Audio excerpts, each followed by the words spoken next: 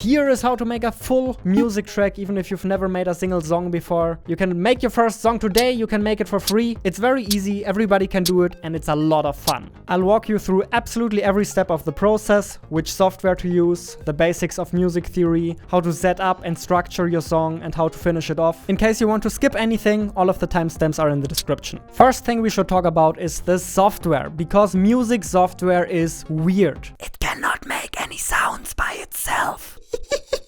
No, it actually needs additional software called VST Instruments, and the main audio software itself is usually referred to as DAW, which stands for Digital Audio Workstation. The DAW is basically your musician, a musician that can play any instrument, but in order to make sounds and music, he needs instruments. DAWs look like this, and there are a ton of different DAWs. Honestly, I think they're all pretty similar, they all do more or less the same. And VST Instruments are basically little plugins that are used by these DAWs in order to make sounds. The next step of this process is to actually download a DAW, and the one we'll be using in this video is Reaper. I'll put the download link in the description as well, so head over to their website, download Reaper for free. Technically speaking, it's not a free software, but there's a 60-day trial, and believe me, it's the best option we have for now. I tried a couple of alternatives and when you first open Reaper up, you'll probably be asked to change your output device. If not, you can go to Options, Preferences, and just change your output device there.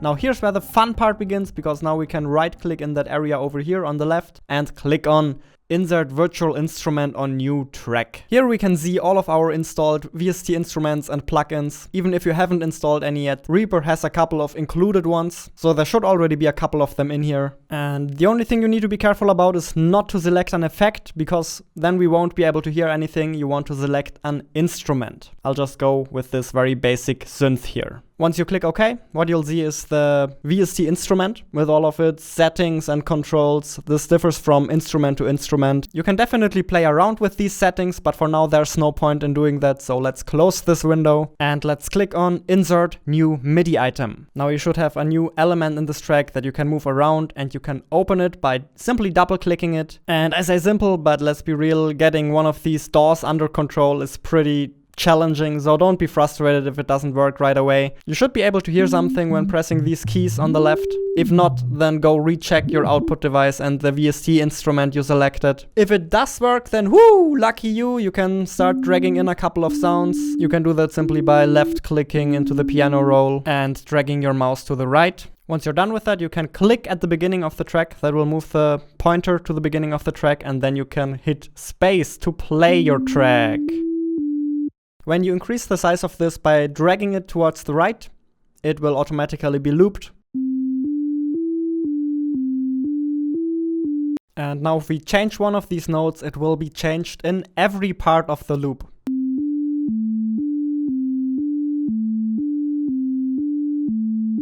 In case you actually want to increase the size of this loop without looping it, then what you've gotta move is this dark gray line here. And as you can see, that creates new empty space that we can use to put in more notes. Now what I do here is I select all of these notes with the right mouse button, dragging a window with the right mouse button, and then I hit Ctrl and move them to the right while keeping Ctrl pressed, and that duplicates all of these notes. Let's move them around a bit. Now we have a little bit of a longer melody, and in case you wanna listen to that in a loop without dragging it super duper long, you can just mark the area up here that you want to loop and then press the loop button down here. And now this part of the track will just keep playing in an endless loop as soon as we hit play, which is obviously done by hitting space. When you hit that little FX icon on your track, you can open up the VST instrument settings again. And now the cool thing is you can play around with them while your song is playing in a loop. That obviously makes experimenting a lot easier.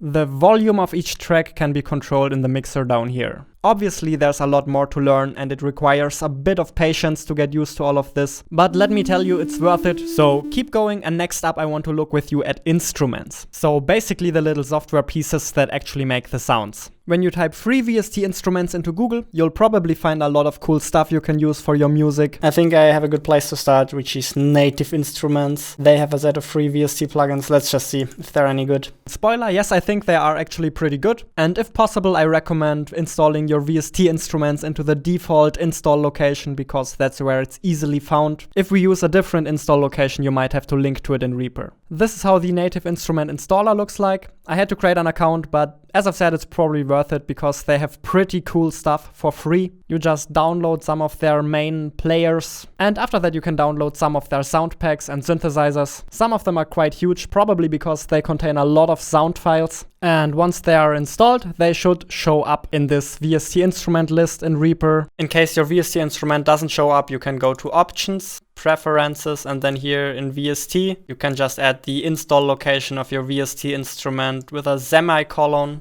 after all of the other stuff that's already in here. Then you just click OK and probably restart Reaper, and after that it should work. Remember to click the little FX icon in order to bring up the VST Instruments panel. Here, let's open our contact player, for example. Unfortunately, a lot of these instruments have quite complicated interfaces by themselves. But hey, I was able to figure it out. You will be able to figure it out as well. It basically comes down to having a list over here where you can just select an instrument and then once again have the settings next to it. In case there's nothing in here, you might want to have a look at the settings and just insert the correct path to the install location here.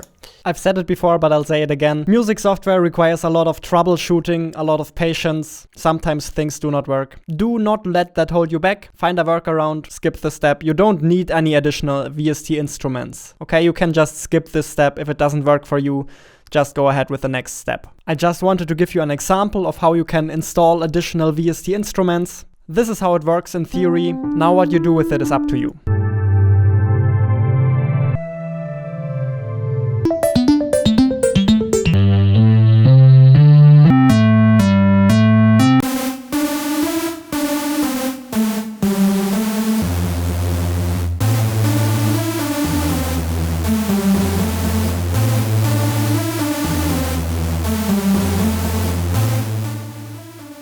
Before we get started with our actual song, it would probably be a good idea to have a little bit of a dive into music theory. It's not gonna be a super deep dive, but we'll cover the basics. The piano roll you see in your software is basically a representation of the piano keys. That's why it's called piano roll. The distance between two notes that are right next to each other is called one semitone. There's a one semitone difference between those two notes. That's one semitone, that's one semitone. If you go up 12 semitones, so 1, 2, 3, 4, 5, 6, 7, 8, 9, 10, 11, 12, that's one octave. That's one octave. And usually those two notes go very well together because they are technically the same note. Whereas if you put them right next to each other, if there's just one semitone difference between two notes and you play them at once, usually doesn't sound all that good. So that is probably something you should try to avoid. If you go from this C to this C by only using the white keys, then you've played the C major scale. There are different scales, you can play on different scales, doesn't really make a difference. For example, if I play,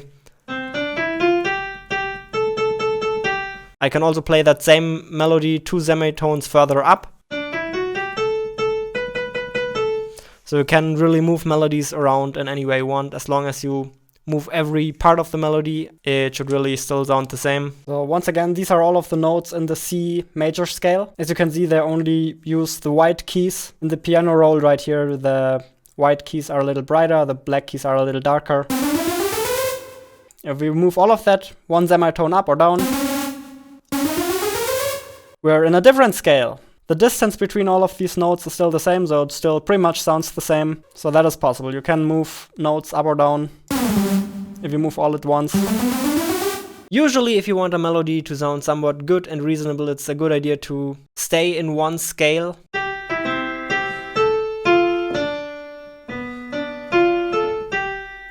And as long as we stay in that scale, we're relatively safe. everything will sorta sound fine. If we use other notes that are not in that scale, it usually doesn't sound quite as good, or at the very least it's a lot harder to make something that sounds good. I just recommend only using white keys. And then at the end, when you're done composing, you can still move all of your notes up or down wherever you want them to be. That's probably one of the easiest way to make sure that you stay in one scale. And usually melodies are complemented by chords. There are a lot of different chords, but the two most important ones are major and minor. Major sounds pretty happy, and minor sounds kind of sad. A major chord is formed by taking one note, then going 4 semitones up, 1, 2, 3, 4, and then going another 3 up, 1, 2, 3. And those 3 notes together form one major chord. A minor chord is formed by going 1, 2, 3 semitones up and then going another 4 up. 4 semitone difference here, and there's a 3 semitone difference here, so that is a major chord. Now I put a minor chord behind that, which first has a 3 semitone difference, and then on top of that there's a 4 semitone difference. There are 3 major chords in the C major scale. So of course there are a lot more major chords, but those 3 are the only ones that only use white keys. Like if you want to play a major chord here, that is not in the same scale because it uses a black key. The 3 chords you see right here are the 3 major chords in the C major scale. All of these chords use only white keys, so they're all in the same scale. They go together pretty well. You can rearrange them pretty much in any way you want. They will still sound pretty decent.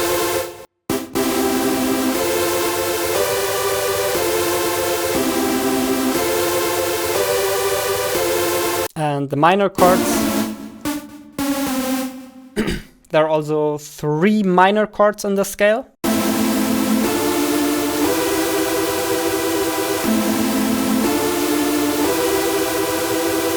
So in total that makes 6 chords you can use for your chord progressions. 3 different major chords, 3 different minor chords. If you're a professional and if you know what you're doing, then there are a lot more chords you can use. But for now, just stick to those 6. And when in doubt, just use those 4.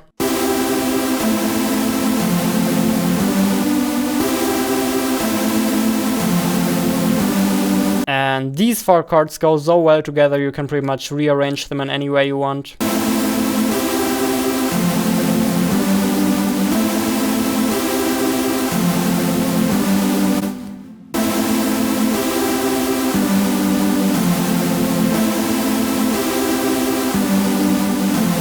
And now what's cool about these chords is that you can move any note an octave up or down. It doesn't really matter, it will still be the same chord. So for example, if we grab the C right here and move it 12 semitones up to the next C, that will not change the chord whatsoever. So that's one more way we can vary our chords.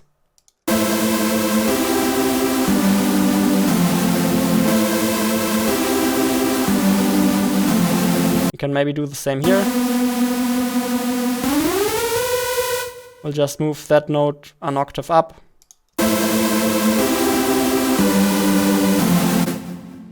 And then I don't want this chord here to be so deep. One thing I could do is to move this entire chord 1 octave up, 12 semitones.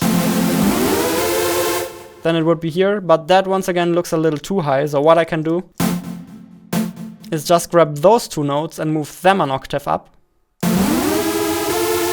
And now surprisingly, this is still the same chord. This is still an F major chord.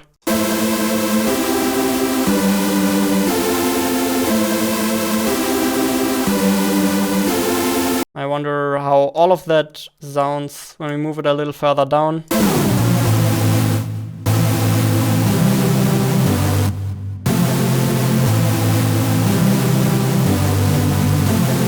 Very nice. This is probably where I want it to be. We got the first part of our song done. Chord progression. Make sure your chord progression has a length of 4 or 8 chords. And right here is where you can change the speed. If you would like this to be a little slower or faster, you can just type in a slightly higher or lower number.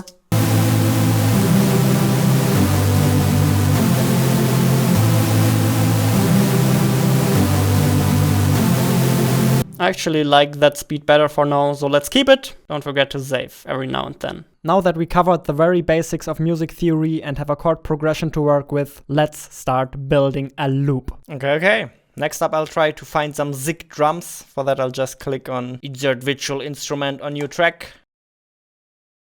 No, why does it create so many tracks? No. Okay, this looks like a drum kit. Let's see if we can actually use this. Oh, nice. So usually these drums are just on this piano roll as well, so every key will represent a different drum sound. Okay, I just want to go for a very simple drum track.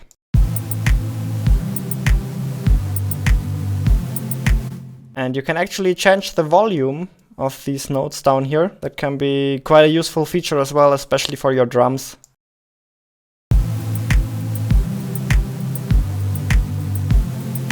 Obviously, there are a lot of different things you can do. You can go very experimental. But if you're just starting out, then using a beat that is pretty simple and straightforward is probably your best bet. Or you can just expand this a little bit as well. Just add in a little bit of variation here and there.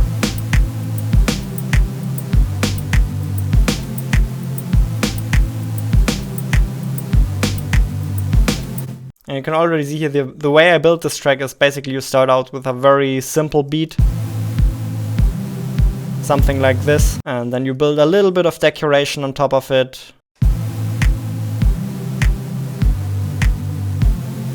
Like always make sure the simple version of your beat already works kinda well. And then you can still make it more and more complicated until you're happy with it. The next thing I decided to add were these little hi-hats right here.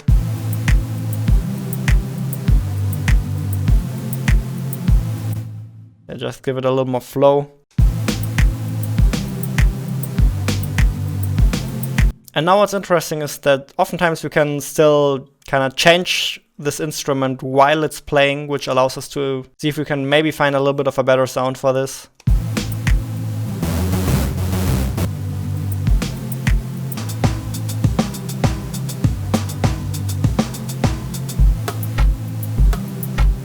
Okay, next up let's add a bass track. I have no idea what this is, but let's try it out. For the bass I just want to use the bass note of every chord. Keep in mind that we moved this note up. This was originally here, so the bass note in this case is an A. Here the lowest note, the bass note was the G. And here the bass note, because we moved those two up, it's the F. Let's move those one octave down. That does not really sound nice. Sometimes it takes a little bit to find one that's fitting. I'm gonna move those two an octave up.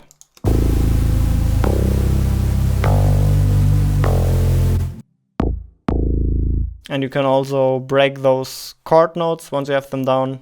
You can break them down into a little smaller notes to give them a little bit of a rhythm as well.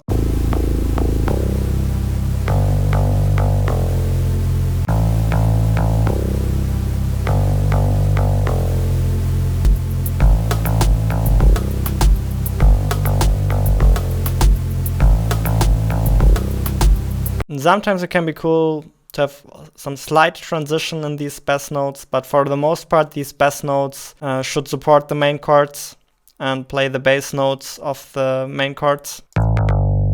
But small transitions like that are okay and usually help a little bit to make it sound more interesting.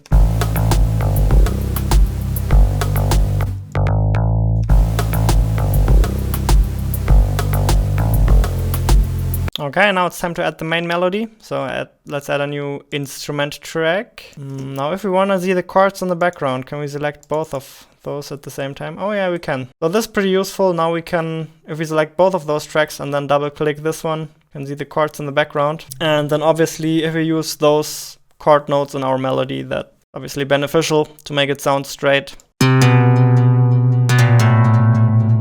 Usually it's nice if your melody is the highest part.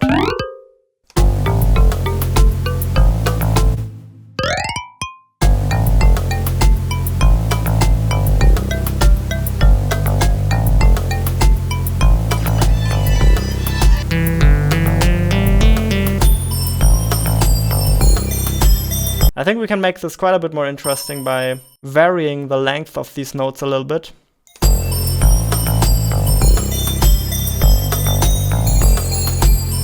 Can obviously try to vary the volume here a little bit. Usually makes it a little more interesting.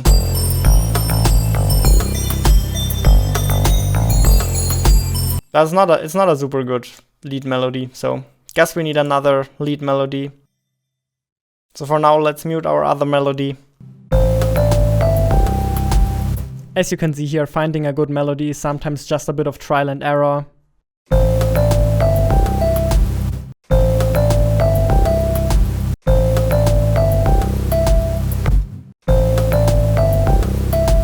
Can't really explain how to build these melodies. It's a pretty intuitive process. As I said, the only thing that you definitely need to keep in mind is to use notes that appear in your chords, which is definitely the case here.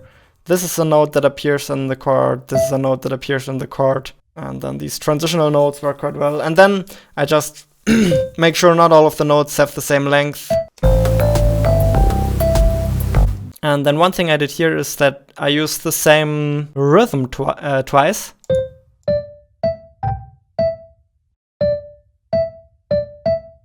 It's the same rhythm, but it's different notes, so that can work really nicely as well. And then maybe you vary it at the second time around a little bit.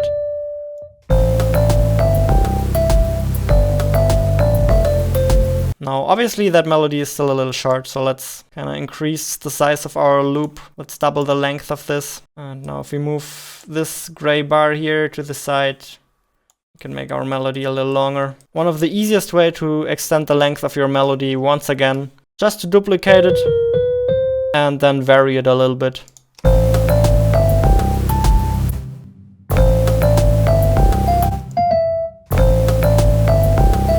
And then like at the end of your melody, you want to have a little bit of a longer note or a little bit of a break. Definitely remember to include a couple of breaks in your melody. So this is pretty much how the melody looks like now.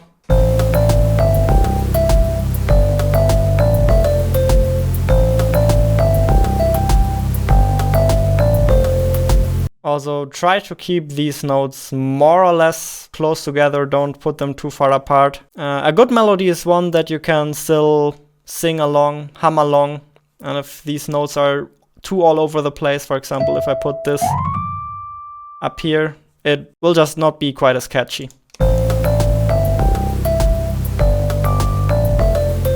But if used well, can have a nice effect. Just the general rule of thumb, if you're a beginner, is keep this a little closer together. Okay, now I wonder how well the two of our melodies go together. Let's check it out.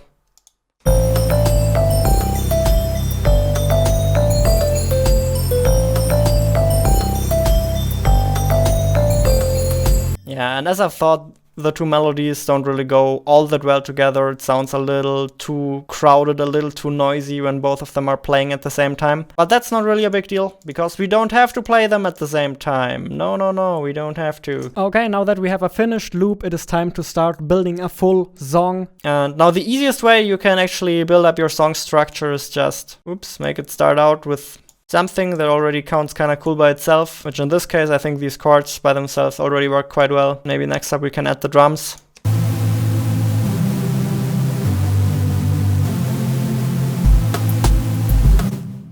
No, maybe not the drums. How about this melody?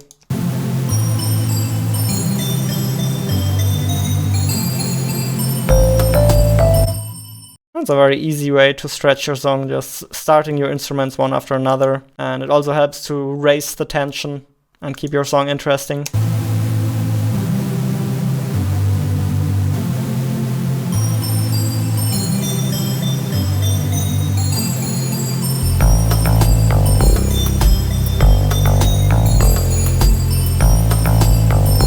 And sometimes having a couple of small breaks in here where just one instrument is playing can be quite refreshing as well. That makes whatever comes after that break feel even more impactful. So remember, I didn't want those two melodies playing at once because they don't really go well together. Now that this melody has stopped, I can go with the other one.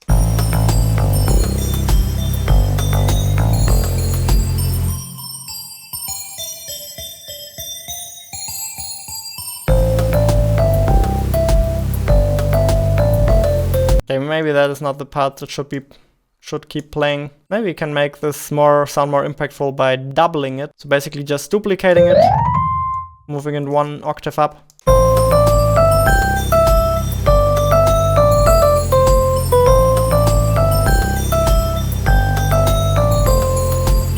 Yeah, and that's kind of how you start building the song structure. Yeah, it's already almost 1 minute long, already 48 seconds long. That's pretty good. Okay, now I found a little bit of a better sound for these drums. They still have the same rhythm here.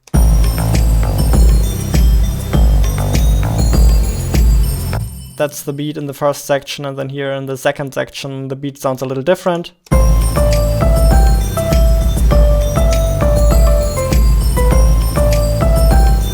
Small variations like that just help to keep your track interesting. Now you obviously want this track to be even longer.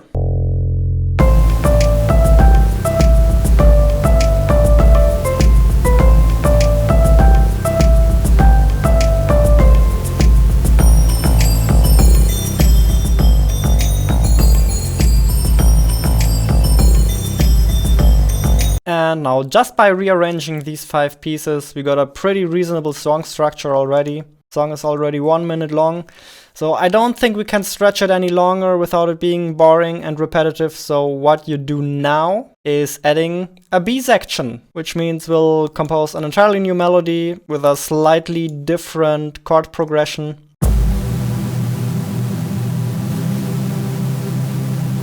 And I think I want to catch a little bit of a break from this synthesizer here.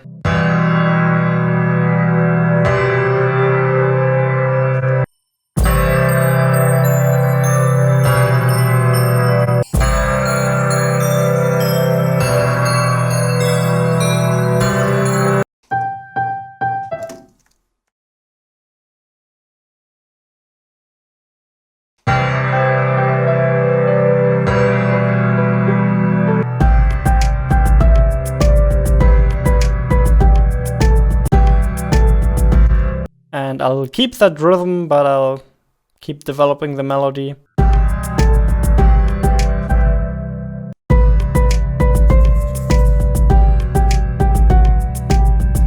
I want to make this melody even longer because I just want to put in an end note here. So this is called B part just because it changes things up a little bit. If we have a listen to this now.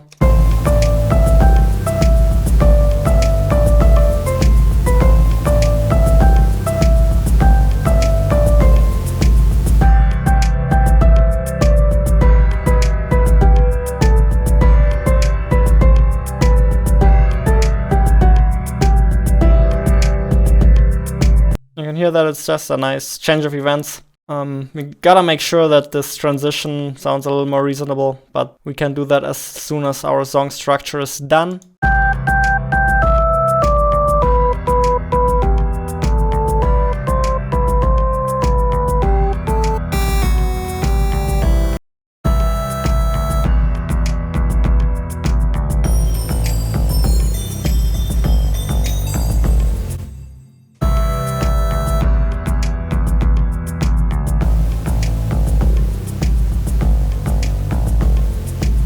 And then maybe we can have a little bit of a build up again after the B part is over.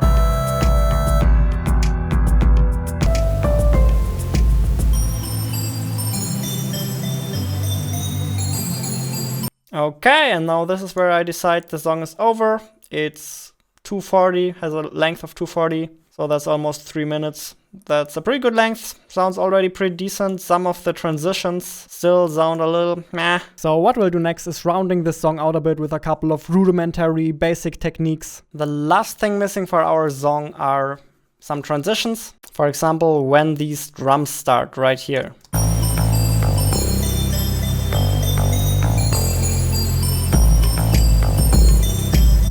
That feels a little sudden, so what I want to do is just create a new MIDI clip right here. And the main purpose of this is just to use this as a startup sequence for the beat. And to make things a little easier, we can just use that now whenever the beat starts up again. We'll just have this in front of it, this little startup sequence. Same when the beat ends, we don't want it to end super abruptly, so like one final beat here. And now we can use that as the end section. Whenever that beat ends, we'll listen just to the beat. Then here we need the end section again. And here we need the end section again. Okay, one thing that also feels a little weird to me is when this melody right here ends.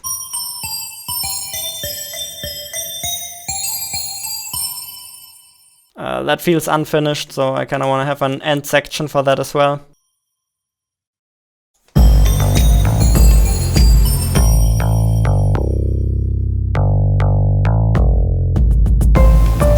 Yeah, and the end section in this case is just a single note, but let's put that to whenever that melody ends. And we can also use this as a startup section. Now let's have a look at these transitions from A part to B part.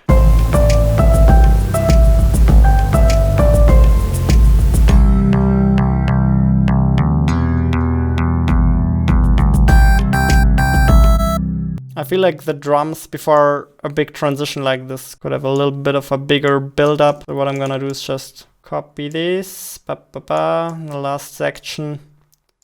And here I'll just add a little bit of a bigger build-up at the end here.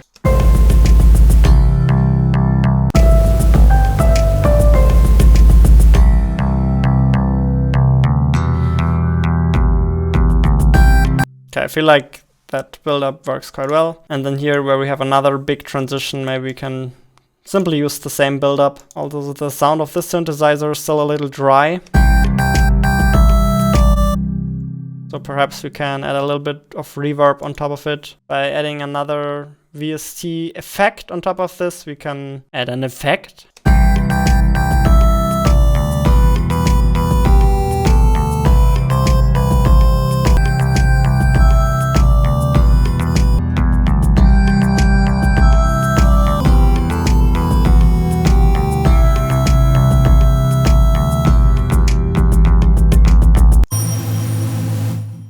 There are still a couple of transitions that don't really sound super awesome, like this one right here.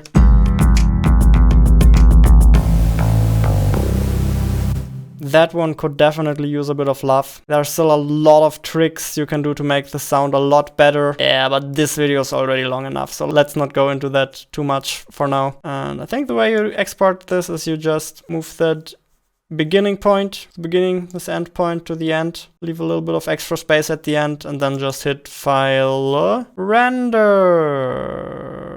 And I actually just want to render this to the desktop and keep all of this at the default settings, I guess, and then hit Render one file. And now it's rendering. Very nice. Seems like it's finished. Let's close this. And here's our finished song, our rendered song. And next up, just keep making music, keep experimenting, keep learning. Making music is definitely one of the greatest hobbies, it's so much fun. And it is only topped by making video games, but nothing tops that. I really hope this helped you to get started with music production, and I'll link you a couple more useful things in the end screen. Thank you very much for watching, and let's keep listening to the finished track. Hell yeah!